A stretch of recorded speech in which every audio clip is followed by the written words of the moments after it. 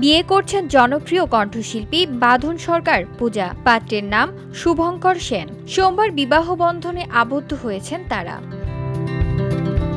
বিয়ে নিশ্চিত করে পূজা বলেন, গত 1 বছর ধরে তাদের পরিচয় বন্ধুত্ব। পারিবারিকভাবে বিয়ে হয়েছে। তাদের জন্য সবার কাছে আশীর্বাদ চেয়েছেন পূজা। পূজার স্বামী শুভঙ্কর সেন পেশায় একজন মডেল ও চাকরিজীবী।